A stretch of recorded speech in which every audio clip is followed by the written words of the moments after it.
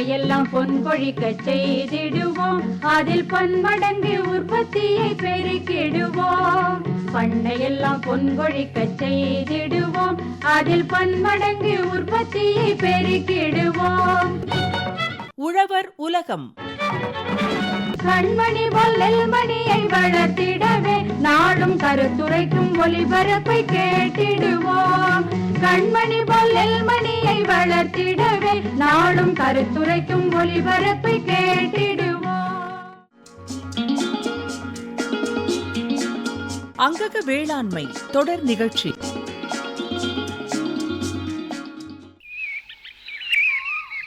செல்வி, கடையில நீதான் இருக்கியா? ஆமாம் பிள்ளை, உனக்கு என்ன வேணும்? நொய்யரிசி இருக்கு, கோழிகளுக்கு வேணுமான்னு கேட்டாரு உங்க மச்சான், அதான் வந்தேன். ஆமாம் ஆமாம், நீ வந்தா எடுத்து கொடுக்கணும்னு ஒரு பைய கொடுத்துட்டு போனாரே.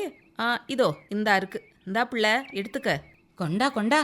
வள்ளி, உங்கள் பண்ணையில் கோழிங்க அதிகமாயிருச்சு போல. ஆமாம் செல்வி. கோழிகளுக்கு வேறு என்ன தீவனம் வேணும்னாலும் நம்ம கடையிலே வாங்கிக்க. கண்டிப்பா, நான் உங்க கடையில் தானே வாங்குவேன். அதை நீ வேற ஞாபகப்படுத்தணுமா என்ன? அது இருக்கட்டும், உங்க கழனியில இந்த முறை மாத்து பயிர் போட போறதா சொன்னியே, என்ன ஆச்சு? அதுக்கான வேலைகள்லாம் படிப்படியாக நடந்துக்கிட்டே இருக்கு. இப்போதான் தக்கப்பூண்டு போட்டிருக்கோம். மடக்கி உழுது மண்ணுக்கு சத்து சேர்க்கணும்ல. ஓ, அப்ப மண்ணுக்கு இப்படிதான் வளம் ஏத்தணுமோ? இது மட்டும் இல்லை வள்ளி, இன்னும் எத்தனையோ இயற்கை முறைகள் இருக்கு. வேளாண்மையில் அங்கக இடுபொருட்களின் பயன்பாடு பற்றின விவரங்களை திரூர் வேளாண்மை அறிவியல் நிலைய உதவி பேராசிரியர் முனைவர் கே சிவகாமி அவங்க எடுத்து சொல்றாங்க. இந்த விவரங்களை கேளு, உனக்கே புரியும். கடந்த ஒரு 10 வருஷமாக நம்ம வந்து அங்கங்க வேளாண்மைக்கு அதிகமான முக்கியத்துவம் தரும். இப்போ ஒரு படி முன்னே வந்து நம்ம என்ன பண்ணுறோம்னா, இயற்கை வேளாண்மைக்கு பெரிய அளவில் வந்து நம்ம சப்போர்ட் பண்ணிகிட்ருக்கு. கவர்மெண்ட், நம்மளுடைய தமிழ்நாடு அரசாகட்டும் மத்திய அரசு ஆகட்டும் நிறைய இடத்துல சப்போர்ட் பண்ணிகிட்ருக்காங்க. இப்போ இதில் வந்து பார்த்தோம்னா, இயற்கை வேளாண்மை நம்பியும் நம்மளால் இருக்க முடியாது, உரங்களை நம்பியும் இருக்க முடியாது. அந்த பட்சத்தில் பார்த்தோம்னா நம்ம அங்கங்க வேளாண்மை தான் ரொம்ப முக்கியமான பங்காக வகிக்கிறது. இப்போ நிறைய பேர் வந்து அந்த அங்கங்க வேளாண்மையில் வந்து ஒரு குழப்பம் இருக்கும். அது வந்து ஆர்கானிக், இதில் வந்து ஃபர்டிலைசர்ஸ் உள்ளே வரலாமா, சில பேர் வந்து பயோ ஃபர்டிலைசர்ஸ்லாம் உள்ளே வரலாமான்னு நிறைய ஐயங்கள் வந்துட்டுருக்கு. அதில் வந்து முக்கியமாக அந்த அங்கங்க வேளாண்மையில் வந்து எந்த மாதிரியான இடுபொருட்கள் பயன்பாட்டில் இப்போ அதிகமாக வந்து முன்னிலைப்படுத்தி நம்மளுடைய மண்ணுக்கு சத்து, அதாவது நம்மளுடைய மண்ணுக்குள்ள சத்தை வந்து மேம்படுத்துறதுக்கு எந்த மாதிரி உரங்களாகட்டும், எந்த மாதிரி சுழற்சி முறைகளாகட்டும் பயன்படுத்தலாம்னு சொல்லிட்டு ஒரு சின்னதாக நம்மளுடைய தொகுப்பு தான் சொல்ல போகிறோம். பொதுவாக இந்த அங்கங்க வேலை இடுபொருட்களை பார்த்தோம்னா, இந்த மூடு பயிர், ஊடு பயிர், நிலப்போர்வை, பல பயிர் மண்ணின் வளம் காக்கும் இந்த உத்திகளை பயன்படுத்தணும்னா நம்மளுடைய மண் மாதிரிகள் நல்லாயிருக்கும். அங்கங்க வேளாண்மை பொதுவாகவே வந்து நமக்கு நம்ம சொல்லுவோம், பசுந்தாள் போடுங்க, பசுந்தழை போடுங்க, மண்புழு உரம். இது தவிர்த்து இது மாதிரி நான் சொல்லக்கூடிய இந்த ஊடு பயிர், நிலப்பொருவெல்லாம் பயன்படுத்தும் போது அதிகமான மண்ணுக்கு வளங்கள் வந்து வருதுன்னு சொல்லிட்டு நிறைய ஆராய்ச்சிகளை கண்டுபிடித்திருக்காங்க. இப்போ பொதுவாக பார்த்தோம்னா, இந்த பயிர் சுழற்சியும் பல்லுயிர் பெருக்கமும் மண் வளத்துக்கு வந்து ரொம்ப ரொம்ப முக்கியமான ஒரு ஆயுதமாக கருதப்படுகிறது. மண்ணின் வளம் என்பது பார்த்தீங்கன்னா நுண்ணுயிர்களின் எண்ணிக்கையை பொறுத்து மட்டும் இல்லை, நீர்ப்பிடிப்பும் தன்மையை பொறுத்து மட்டும் இல்லை, மண்ணில் எஞ்சியுள்ள தாவர ஊட்டச்சத்துக்களின் அளவை பொறுத்துமே வந்து ஒரு முக்கியமான அளவீடாக கருதப்படுதுங்க. அதாவது வந்து உங்களுக்கு இந்த ஏப்ரல் மாதம் வரும்போது, கோடை மாதம் வரும்போது, இந்த சித்திரை பட்டத்தில் பார்த்தீங்கன்னா இந்த சம்மர் பிளவிங் சொல்லுவாங்க, கோடை உழவு சொல்லுவாங்க. இந்த கோடை உழவு பண்ணுறதோட மெயின் ரீசன் பார்த்தோம்னா, நம்ம முன்ன பண்ணக்கூடிய பயிர்கள் வரக்கூடிய நிறைய வந்து முட்டைகள், மண்ணில் இருக்கக்கூடிய வந்து நிறைய நோய் காரணிகள் இருக்கும், நிறைய பூச்சி முட்டை விட்டுருக்கும். அது வந்து மற்ற பயிர் வரும்போது அட்டாக் பண்ணும், அடுத்து வரக்கூடிய பயிர் வரும்போது. அது வந்து தவிர்த்துக்கிறதுக்காக இந்த கோடை உழவு பண்ணுவோம். அப்போ இருக்கும்போது அது வந்து ரொம்ப ரொம்ப முக்கியமான விஷயம் நம்ம பண்ணணும். இதனால் என்ன பார்த்தோம்னா, இச்சூழலை சமாளிக்க அங்கங்க வேளாண்மை வந்து மூடு பயிர், ஊடு பயிர், நிலப்போர்வை வந்து போன்ற எளிய தொழில்நுட்பங்கள் பயன்படுத்துறதுனால இந்த தொழில்நுட்பங்களில் பார்த்தோம்னா மண்ணின் வெப்பம் கோடை காலத்தில் ஓரளவுக்கு தடுக்கப்படுகிறது. அது மட்டும் இல்லாமல் மண்ணின் ஈரப்பதம் நிலைநிறுத்தப்படுது. அதனால தான் இந்த கோடை உழவு பண்ணவுடனே பார்த்தோம்னா நிறைய இடத்துல வந்து வாட்டர் ஹோல்டிங் சொல்லுவாங்க. இந்த நிலத்தில் இருக்கக்கூடிய நீரை வந்து இழுத்துக்கக்கூடியது. சில பேர் அந்த மாய்ச்சர், அதோட ஈரப்பதத்தை வைத்து கூட நிறைய இடத்துல சிறுதானியங்களாகட்டும், கேழ்வரகாகட்டும் போடுவாங்க. கோடை உழவுன்றது பார்த்தீங்கன்னா அந்த வருஷத்துக்கான ஒரு என்ட்ரி பாயிண்ட் மாதிரி, ஒரு நோய் தடுப்புக்கு எப்படி ஒரு ஊசி போட்டு பண்ணுறோமோ அதே தான் பயிர்களுக்குமே. இந்த கோடை உழவு பண்ணும்போது மண்ணை வந்து நம்ம புரட்டி விடுறோம், டில்லேஜ்லாம் பண்ணுறதுனால மண் வந்து பார்த்தோம்னா கீழே இருக்க மண் மேல் அடுக்கு மண் வரும்போது உள்ள இருக்கக்கூடிய நோய் காரணிகள், அப்புறம் பூச்சியோட முட்டைகள், களை விதைகள், மெயினாக களை விதைகள் இதெல்லாம் வெளியே வரும்போது பறவைகள், அப்புறம் பருந்து, நிறைய கொக்கெல்லாம் வந்து சாப்பிட்டு போகும். இதனால் வந்து இயற்கையான முறையில் நம்ம ஒரு வகையான அது ஒரு அங்கங்க வேளாண்மை தான். இயற்கை முறையில் நம்ம வந்து பயன்பட்டு நம்மளுடைய பண்ணுறோம். இதில் வந்து இந்த ஃபஸ்ட்டு வந்து பார்த்தா இந்த மூடு பயிர் என்னென்ன பார்க்கலாம். இப்பயிர் பருவகால பயிர் அறுவடைக்கு பின் மண்ணின் ஈரப்பதத்தை பயன்படுத்த விதைக்கப்பட்ட குறுகிய காலத்தில் அப்பயிர்களின் வெகுவான வளர்ச்சியை பயன்படுத்தி மண்ணில் முழுவதாக போர்வை போல நீங்கள் விரித்து சூரிய வெளிச்சத்தை மண்ணில் நேரடியாக படுவதை தவிர்ப்பதால் மூடு பயிர் என அழைக்கப்படுகிறது.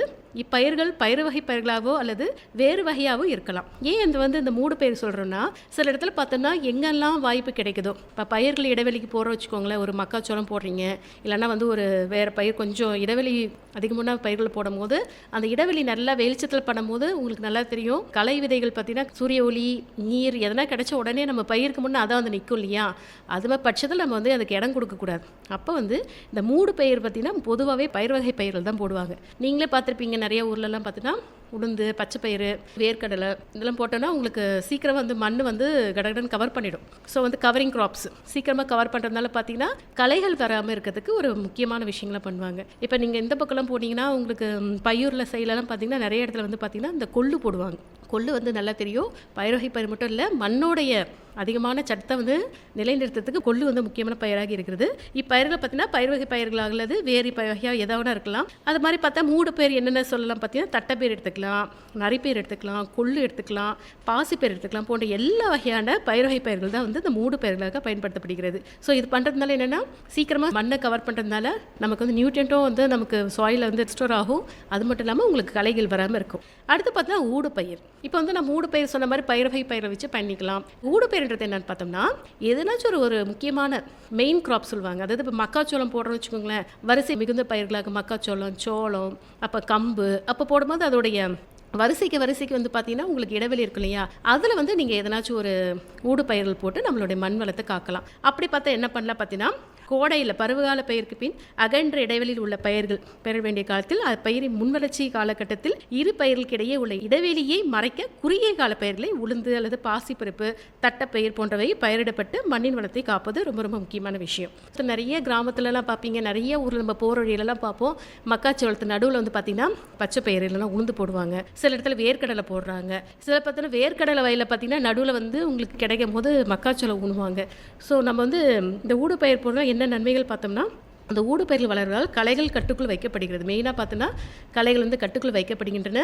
அவை குறுகிய கால பயிர்கள் இருப்பதால் பண்ணையின் வருமானத்தை அதிகரிக்கும் காரணியாகவும் அமைக்கின்றது.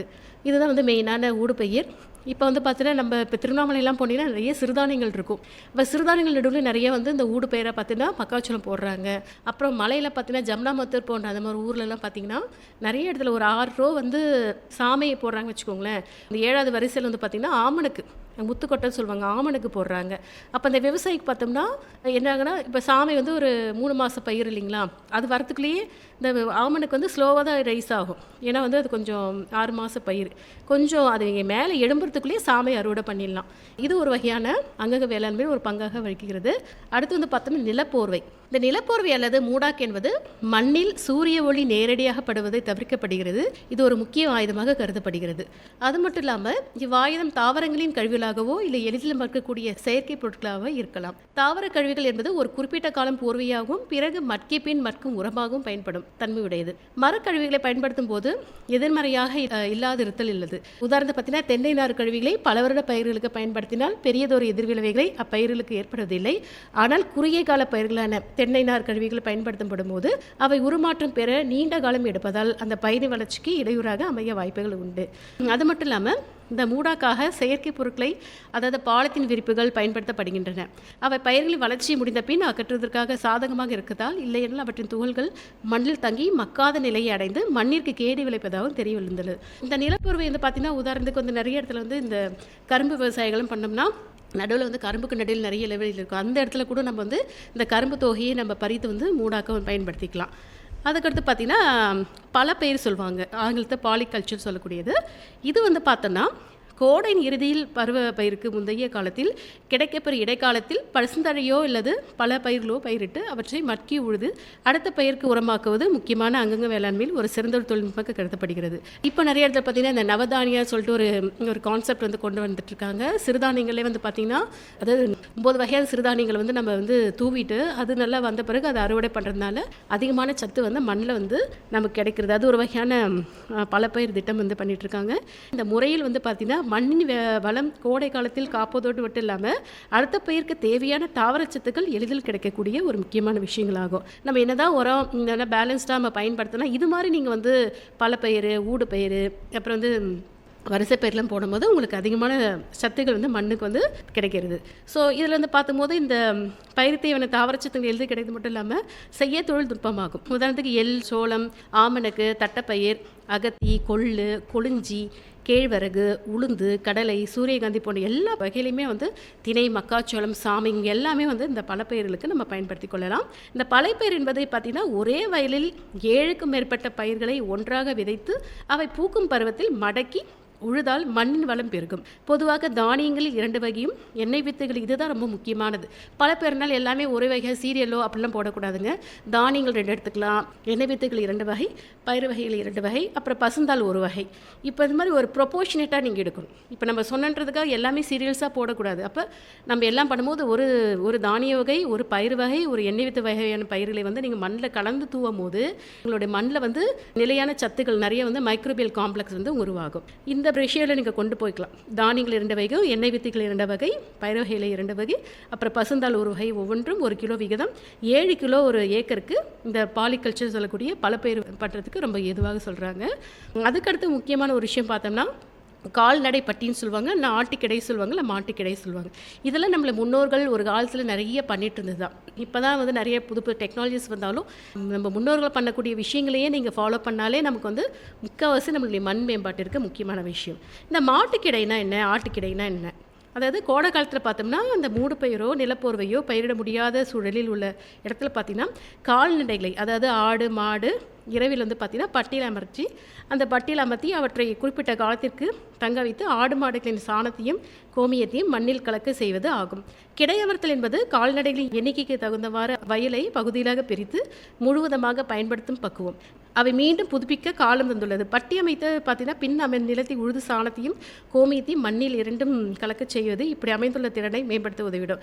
இதை நம்ம நிறைய இடத்துல வந்து பார்த்தோம்னா இந்த டெல்டா ஏரியாவில் பண்ணுவாங்க. ராம்நாடு இடத்துலலாம் பார்த்தீங்கன்னா சால் ரொம்ப ரொம்ப போர் நியூட்ரியண்ட்டாக இருக்கும். அந்த இடத்துல வந்து பார்த்தீங்கன்னா மேக்ஸிமம் வந்து பார்த்திங்கன்னா இப்போ கமுதி, ராமநாதபுரம் அந்த மாதிரி கொஞ்சம் ட்ரை ஏரியாலாம் பார்த்திங்கன்னா ஆடுங்கள் நிறைய இருக்கும். அந்த மாதிரி இடத்துல வந்து பார்த்திங்கன்னா இந்த ஆட்டுக்கடை பயன்படுத்துறதுனால நல்லா வந்து உங்களுக்கு மண்ணுக்கு வந்து ரொம்ப நிறையான உங்களுக்கு நியூட்ரியன்ஸ் வந்து நிறைய சேகப்படுது. நாம் இதுவரை கண்ட தொழில்நுட்பங்கள் கோடையில் தட்பவெப்ப பூமியாக தமிழகத்தில் மண்ணின் வளத்தை நிலைத்திட உதவிடும். அது மட்டும் இல்லாமல் நான் சொன்ன மாதிரி இந்த நம்ம பல வகையில் சொன்னோம் இல்லைங்களா, இது தவிர்த்து எக்ஸ்ட்ரா சொல்ல போனால் நம்மளுடைய மண்புழு உரம் பயன்படுத்தலாம், பஞ்சகாவியம் பயன்படுத்தலாம். இதற்கு எல்லாமே பார்த்தோம்னா ஆடு, மாடு, கோழியில் இருக்கக்கூடிய கழிவுகளை பயன்படுத்தி பல வகையான நம்மளுடைய சத்துக்களை மேம்படுத்துறதுக்கு நிறைய தொழில்நுட்பங்களை பயன்படுத்தலாம். இப்போ மண்புழு உரம் வந்து காமனாக வந்து நீங்கள் மண்புழு தொட்டிகளை பயன்படுத்தி யூஸ் பண்ணலாம். அது மாதிரி பார்த்தீங்கன்னா பஞ்சகாவியம் வந்து இருக்கக்கூடிய இடத்துல வந்து பசுங்கோமியம் வச்சு பயன்படுத்தலாம். வேறு வந்து பார்த்திங்கன்னா வந்து இப்போ நிறைய வந்து டிகாஷன் சொல்கிறாங்க, அதாவது பூச்சி விரட்டி நிறைய சொல்கிறாங்க, அதுக்கும் பயன்படுத்தலாம். அப்போ எல்லாத்துக்குமே வந்து பார்த்திங்கன்னா இந்த அங்கங்க வேளாண்மையில் பற்றி நிறையா விஷயங்கள் வந்து பண்ணிகிட்ருக்கோம். மேலும் வந்து பார்த்தோம்னா உங்களுக்கு வசதி வாய்ப்பு அதிகமாக இருந்துச்சுன்னா நிறைய வந்து என்ரிச்டு ஃபார்மிங் சொல்லுவாங்க, அதாவது ஊட்டமேற்றிய தொழு உரம். முக்கியமாக நம்மளுடைய தொழு உரம் தான் இம்பார்ட்டன்ட். நம்ம இடத்துல அந்த காலத்துலலாம் குப்பைன்னு சொல்லிட்டு வருஷம் வீட்டு பின்னால் பொருட்கடையில் வந்து எல்லா வீட்லேயுமே வேஸ்ட்டாக போடக்கூடிய அந்த கழிவுகளை, பசுஞ்சான கழிவுகளை பயன்படுத்தி அதை வந்து அடுத்த வருஷம் பயிர்களுக்கு போடுவாங்க. இப்போ கொஞ்சம் கொஞ்சமாக அது மாறிட்டுருக்கு. என்ன தான் நம்ம மாற்றம் இருந்தாலும் எல்லா விவசாயிகளுமே அவங்களோட வயலில் வருஷத்துக்கு பொதுவாக நம்மளுடைய பரிந்துரைக்கிறது பார்த்தீங்கன்னா 12 டன் சொல்கிறோம். நம்மளால் அந்தளவுக்கு பண்ண முடியாட்டாலும் பரவாயில்ல, மினிமம் ஒரு 5 டன்னாவது நம்மளோட வயலுக்கு நீங்கள் குப்பை அடிக்கிறது ரொம்ப ரொம்ப முக்கியம். பாயிண்ட்டு உங்களுடைய அங்கங்க வேளாண்மைக்கு இந்த மக்கிய தொழு உரம் தான். அதை இன்னும் கொஞ்சம் அவங்க வந்து என்ன சொல்கிறாங்கன்னா மேம்படுத்தப்பட்டு மக்கிய தொழு உரமாக பயன்படுத்துகிறாங்க. ஸோ இது மாதிரி நீங்கள் அங்கங்க வேளாண்மை தொழில்நுட்பங்களை பயன்படுத்தி, அதாவது இதுதான் பண்ணணும்னு அவசியம் இல்லை, அதாவது இந்த மாதிரி பலப்பயிர், அப்புறம் மாட்டுக்கிடை, ஆட்டுக்கிடை பயன்படுத்தி ஊடுபயிர் பயனாலே வந்து இது முக்கியமான அங்கங்க வேளாண்மையில் ஒரு இடுப்பொருட்களில் வந்து ரொம்ப இம்பார்ட்டன்ட்னு சொல்கிறோம். அது தவிர்த்து நீங்கள் செய்யக்கூடிய மண்புழு சொல்லலாம், அப்புறம் பஞ்சகாவியம் சொல்லலாம், ரசகாவியம் சொல்கிறாங்க, அப்புறம் வந்து நிறைய வந்து மீன் அமிலம் சொல்கிறோம். இதெல்லாமே பயன்படுத்தினா முடிஞ்சளவுக்கு நம்ம வந்து தேவையில்லாமல் ரசாயன உரங்களை தவிர்த்து நம்மளுடைய மண் வளத்தை காக்கிறது நம்மளுடைய எந்த முக்கியமான அங்கங்க உரங்களே சால சிறந்த. அது மாதிரி விவசாயிகள் வந்து இது மாதிரி நிறைய இடுபொருட்கள் நம்மளுடைய தமிழ்நாட்டில் நிறைய இடத்துல கிடைக்கிறது. ஏன்னா நம்ம தமிழ்நாடு நம்ம இடத்த மட்டும்தான் ரிசோர்ஸஸ் வந்து அதிகமாக கிடைக்கக்கூடிய நம்ம தமிழ்நாடு. அதில் வந்து பார்த்தோம்னா நிறைய இடத்துல வந்து வீட்டில் வந்து பார்த்தோன்னா நம்மளுடைய கால்நடைகள் வந்து நிறைய முக்கியத்துவம் தரும். அதை பயன்படுத்தி நீங்கள் வந்து மீனமிலம், பஞ்சகாவியம் போன்ற நிறைய இடுபொருட்களை வந்து ஃபார்மஸே விவசாயிகளே வந்து உங்கள் வயலில் வந்து அவங்களுடைய இரிகேஷனுக்குலாம் பயன்படுத்துகிறாங்க. தண்ணியில் வந்து கலந்து விடுறாங்க. நாங்களே கண் கூட பார்த்துட்ருக்கோம். திருவள்ளூரில் நிறைய இயற்கை விவசாயிகள் இருக்காங்க. அங்கங்கே வேளாண்மை செய்கிறவங்களும் நிறைய பண்ணிட்டு இருக்காங்க. இது மாதிரி அங்கங்கே வேளாண்மையிலுடைய இடுபொருட்களை பயன்படுத்தி மண் வளத்தை மேம்படுத்துமாறு விவசாய பெருமக்களை கேட்டுக்கொள்கிறேன்.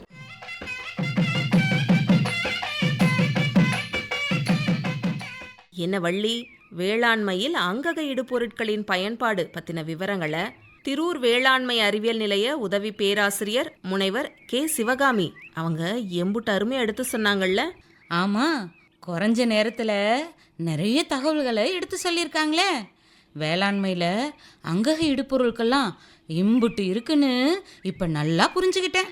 மண் வளம் பாதுகாக்கப்பட்டு பயிரோட தரமும் உயரணும்னா இவங்க சொன்ன மாதிரி அங்கக இடுபொருட்களை பயன்படுத்தணும். இதனால நமக்கு வீண் செலவும் குறையும் பாரு. செல்வி இயற்கை முறையில் விவசாயம் செய்கிறான்னு நல்லாவே தெரியும். ஆனால் இப்போ அங்கக பொருட்கள் பற்றின தெளிவும் எனக்கு கிடைக்க செஞ்சிட்ட. உன்கிட்ட பேசிகிட்டு இருந்ததில் நேரம் ஆயிடுச்சு செல்வி. கோழிகளுக்கு தீவனம் வாங்கிட்டேன். அதை கோழிகளுக்கு கொடுக்கணும்ல. நான் கிளம்பட்டுமா?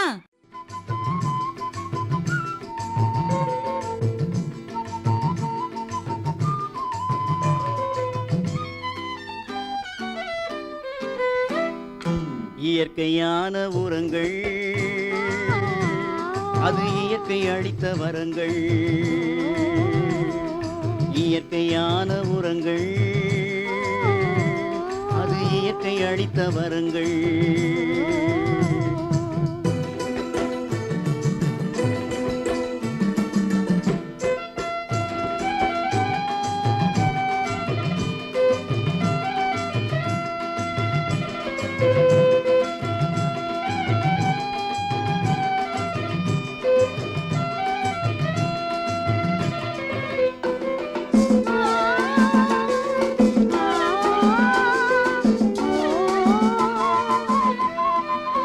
பசுந்தாள் தழையினை உரமாக்கு, வசமாய் நிலத்தினை வளமாக்கு. பசுந்தாள் தழையினை உரமாக்கு, வசமாய் நிலத்தினை வளமாக்கு. தொழு எரு குப்பை புண்ணாக்கு, தொழு எரு குப்பை புண்ணாக்கு. அமையட்டும் இதிலே கண்ணோக்கு. இயற்கையான உரங்கள் அது இயற்கை அளித்த வரங்கள்.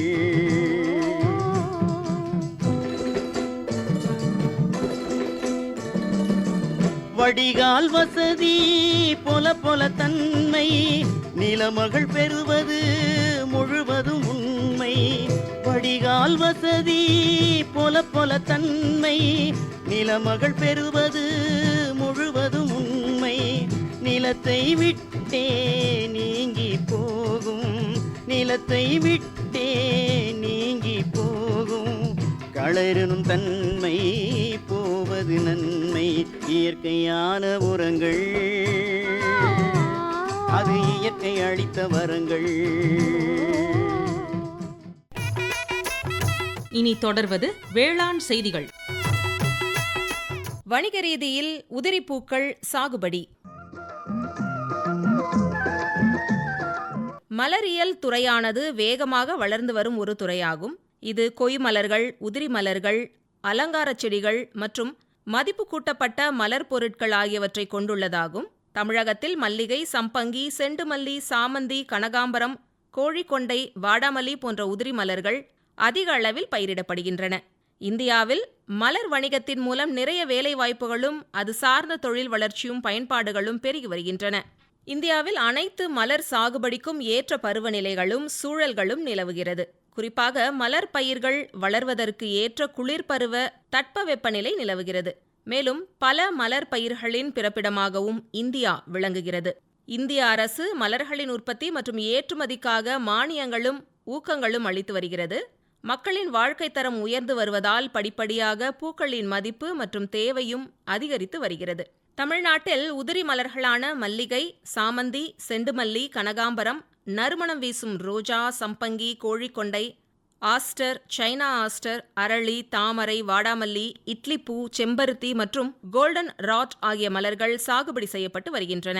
இம்மலர்களில் நவீன சாகுபடி முறைகள் மற்றும் அறுவடைக்கு பின் கையாளப்படும் நவீன முறைகளை கடைபிடிப்பதன் மூலம் ஏற்றுமதியை மென்மேலும் அதிகரிக்க முடியும். இதில் மிகவும் முக்கியமான மற்றும் தற்போது பிரபலமாக உள்ள உதிரி மலர்களான கோழிக்கொண்டை, வாடாமல்லி, இட்லிப்பூ பற்றி விரிவாக பார்க்கலாம். கோழிக்கொண்டை பளிச்சிடும் நிறத்துடன் நீண்ட நாள் வாடாமல் இருக்கும். இம்மலர் செங்கீரை, கோழிக்கொண்டை மற்றும் பண்ணைப்பூடு என்று பல பெயர்களில் பழந்தமிழ் நூல்களில் குறிப்பிடப்பட்டுள்ளது. இதில் பல்வேறு சிற்றினங்கள் உள்ளன. பயிர் பெருக்கம் பற்றி தெரிந்து கொள்ளலாம். வேர்விட்ட நுனிக்குச்சிகள் மற்றும் விதைகள் மூலம் இனப்பெருக்கம் செய்யப்படுகிறது. விதைகளை நீண்ட நாள் சேமித்து வைக்கும்போது விதைகளின் முளைப்பு திறன் குறைந்து விடுகிறது. ஆகவே விதைகளை பிரித்தெடுத்தவுடன் நடவு செய்ய பயன்படுத்த வேண்டும். நுனிக்குச்சிகளை மே மற்றும் ஆகஸ்ட் மாதங்களில் நடவு செய்யலாம். விதை முளைப்பதற்கு நல்ல சூரிய ஒளியும் 18 முதல் 20 டிகிரி செல்சியஸ் வரையிலான வெப்பநிலையும் மிகவும் அவசியம். இவை குறுகிய ஒளி அளவை விரும்பும் மலர் பயிராகும். மிகவும் குளிர் பகுதிகளில் செடிகள் சரியான வளர்ச்சி நிலையை அடையும் முன்னரே சிறிய மலர் கொத்துகளை தோற்றுவிக்கும். இனி இதற்கான நில தயாரிப்பு மற்றும் நடவு முறையை தெரிந்து கொள்ளலாம். நிலத்தை நன்கு உழுது கடைசி உழவின் போது ஹெக்டருக்கு 25 டன் எருவை மண்ணுடன் நன்கு கலந்துவிட வேண்டும். பின்னர் தேவைக்கேற்ற அளவுகளில் பாத்திகளை அமைத்துக் கொள்ள வேண்டும். கொய் மலராக சாகுபடி செய்வதற்கு 15க்கு 15 சென்டிமீட்டர் இடைவெளியிலும், அழகுக்காக பயிரிடுவதற்கு 20க்கு 20 சென்டிமீட்டர் அல்லது 25க்கு 25 சென்டிமீட்டர் இடைவெளியிலும் நடவு செய்ய வேண்டும். 3 நாட்கள் இடைவெளியில் நீர்ப்பாசனம் அளிக்க வேண்டியது மிகவும் அவசியம். மண்ணின் தன்மை மற்றும் தட்பவெட்ப நிலைக்கேற்ப 4 முதல் 5 நாட்களுக்கு ஒருமுறை நீர்ப்பாசனம் செய்ய வேண்டும். 1 சதுர மீட்டருக்கு 10 கிராம் தழை, 20 கிராம் மணி மற்றும் 10 கிராம் சாம்பல் சத்துக்களை அளிப்பதால் நல்ல விளைச்சல் பெறலாம். செடிகள் நடவு செய்த 15ஆம் நாளில் களை எடுக்க வேண்டும். மீண்டும் 40வது நாளில் ஒருமுறை தேவைக்கேற்ப 2வது களை எடுக்க வேண்டும். 65ஆம் நாளில் மொட்டுவிட ஆரம்பித்து தோட்டமே குங்குமப்பூ நிறமாக மாறி நிற்கும். 75வது நாளில் செய்யப்படும் முதல் அறுவடையில் 150 கிலோ அளவு விளைச்சல் கிடைக்கும். பிறகு 90ஆம் நாளில் 300 கிலோ, 105ஆம் நாளில் 600 கிலோ என்று விளைச்சல் படிப்படியாக உயரும். 165ஆம் நாளிலிருந்து விளைச்சல் படிப்படியாக குறைய ஆரம்பிக்கும். ஆடிப்பட்ட சாகுபடிக்கு மிகவும் சிறந்தது. அடுத்து வாடாமல்லி. பேருக்கு ஏற்றாற்போல அதிகம் வாடாத மலராகும். கடினமான செடி என்பதால் மேம்பட்ட சாகுபடிக்கு தனிப்பட்ட அல்லது சிறந்த கவனம் தேவையில்லை. வாடாமல்லி உதிரி மலராகவும், கொய் மலராகவும், தொட்டி செடியாகவும், உலர் மலராகவும் பயன்படுத்தலாம். நன்கு வடிகால் வசதியுடைய அனைத்து மண் வகைகளிலும் பயிரிடலாம். நீர் தேக்கமுள்ள வடிகால் வசதியற்ற மண் ஏற்றது அல்ல. மண்ணின் கார அமிலத்தன்மை 5.5 முதல் 7.5 வரை உள்ள மண் வகைகளில் வளரும். அதிக சூரிய வெளிச்சம் இதன் வளர்ச்சிக்கு முக்கியமானதாகும். வெப்பமண்டல பகுதிகளில் நன்கு வளரும். அதிக வெப்பம் மற்றும் உறை பனியை தாங்கி வளராது. 25 டிகிரி முதல் 35 டிகிரி செல்சியஸ் வெப்பநிலையில் நன்கு வளரும். வாடாமல்லி அதிக உரங்கள் தேவைப்படாத பயிராகும். அடியுரமாக 25 டன் மக்கிய தொழு உரம் கடைசி உழவின் போது இட்டால் போதுமானது. நிலத்தில் நீர் தேங்காமல், அதே சமயம் செடிக்கு தொடர்ந்து ஈரப்பதம் இருக்கும் வண்ணம் நீர் பாய்ச்ச வேண்டும். தேவை ஏற்படும் போது கண்டிப்பாக களை எடுக்க வேண்டும். மாதம் 1 முறையோ 2 முறையோ களை எடுக்க வேண்டும். நாற்று நட்ட 15 நாட்களில் செடிகளின் நுனிப்பகுதி மற்றும் முதல் பூ மொட்டினை கிள்ளி எடுக்க வேண்டும். இவ்வாறு செய்வதால் கிளைகள் பக்கவாட்டில் தோன்றி அதிகமான பூ மொட்டுகள் உருவாகும். மொட்டுப்புழு, அசுவினி மற்றும் வண்டுகள் பயிரின் அனைத்து வளர்ச்சி காலங்களிலும் தாக்கும். லிட்டருக்கு 1.5 மில்லி மித்தோயேட் அல்லது இமிடாகுளோபிரிட் 1 மில்லி அடிப்பதன் மூலம் அசுவினியை கட்டுப்படுத்தலாம். இலைப்புள்ளியை கட்டுப்படுத்த பெவிஸ்டின் 1 கிராம் மருந்தை 1 லிட்டர் நீரில் கலந்து தெளிக்க வேண்டும். நட்ட 75 முதல் 85 நாட்களிலிருந்து அறுவடை செய்யலாம். ஒரு கிளையில் உள்ள அனைத்து பூக்களும் நிறம் மாறிய பின்னர் அறுவடை செய்யலாம். அடுத்து இட்லிப்பூ. அழகிற்காக வீட்டுத் தோட்டம், பூங்கா, நந்தவனங்களில் வளர்க்கப்படுகிறது. சிவப்பு நிற இட்லிப்பூ ஏற்றுமதிக்கு உகந்தது. சீரான வளர்ச்சி மற்றும் பூக்கும் தன்மைக்கு நல்ல வளமான வடிகால் வசதியுடைய மண் ஏற்றது. களர் மற்றும் உவர் நிலம் இதன் சாகுபடிக்கு ஏற்றது அல்ல. மண்ணின் கார அமிலத்தன்மை 6 முதல் 7 இருக்க வேண்டும். இட்லிப்பூ கோடை மற்றும் மழைக்காலங்களில் நன்றாக பூக்கும். அதிக வெயிலை தாங்கி வளரக்கூடிய வெப்பமண்டல பயிராகும். விதைகள், தண்டுக்குச்சிகள், பதியன்கள் மூலம் பயிர் பெருக்கம் செய்யப்படுகிறது. நிலத்தை கோடை காலத்தில் நன்கு உழ வேண்டும். தண்டுக்குச்சிகளை பருவமழை காலங்களில் 60க்கு 60 சென்டிமீட்டர் இடைவெளியில் நட வேண்டும். நடுமுன் தொழு உரம், வேப்பம் புண்ணாக்கு, செம்மண் மற்றும் மேல் மண் சேர்த்து நட வேண்டும். குளிர்காலங்களில் வாரத்திற்கு ஒரு முறையும் கோடை காலங்களில் வாரத்திற்கு 2 முறையும் நீர்ப்பாசனம் செய்ய வேண்டும். சொட்டு நீர்ப்பாசனம் மூலம் நீர்ப்பாசனம் செய்யலாம். ஒருங்கிணைந்த ஊட்டச்சத்து மேலாண்மை முறையில் 6 மாதத்திற்கு ஒரு முறை 10 டன் தொழு உரம் 1 ஹெக்டருக்கு இட வேண்டும். 10 கிராம் தழை, 10 கிராம் மணி, 10 கிராம் சாம்பல் மாதம் ஒரு முறை ஒரு செடிக்கு இட வேண்டும். நுண்ணூட்டச்சத்துக்கள் இரும்பு சல்ஃபேட், துத்தநாக சல்ஃபேட், மேக்னஸ் சல்ஃபேட் 0.5% இலைவழி மூலம் தெளிக்க வேண்டும். செடி நட்ட 15ஆம் நாள் களை எடுக்க வேண்டும். அவ்வப்போது களைக்கொல்லி தேவைப்பட்டால் தெளிக்கலாம். இட்லி பூவில் பூச்சி மற்றும் நோய் தாக்கப்பட்ட கிளைகளையும் பழைய கிளைகளையும் அகற்ற வேண்டும். கொத்தில் உள்ள அனைத்து மலர்களும் மலர்ந்தவுடன் கொத்தாக பறிக்க வேண்டும். ஹெக்டருக்கு 2000 கிலோ வரை பூக்கள் விளைச்சல் தரும். இதுவரை வேளாண் செய்திகள் கேட்டீர்கள்.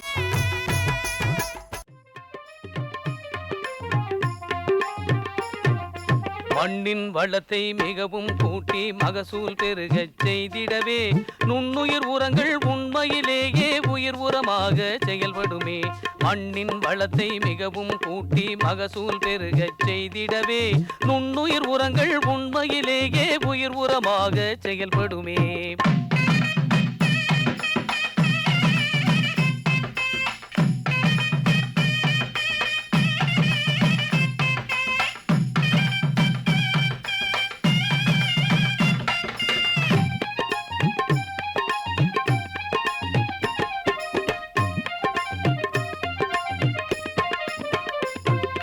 பண்ணையில் தழைச்சத்து உரச்செலவை பாதிக்கு பாதியாய் குறைத்திடுமே. பண்ணையில் தழைச்சத்து உரச்செலவை பாதிக்கு பாதியாய் குறைத்திடுமே. பயிர் வளர்ச்சியில் பூச்சி தாக்காம பாதுகாப்பு பலன் தந்திடுமே. பயிர் வளர்ச்சியில் பூச்சி தாக்காம பாதுகாத்து பலன் தந்திடுமே. மண்ணின் வளத்தை மிகவும் கூட்டி மகசூல் பெருகச் செய்திடவே நுண்ணுயிர் உரங்கள் உண்மையிலேயே உயிர் உரமாக செயல்படுமே.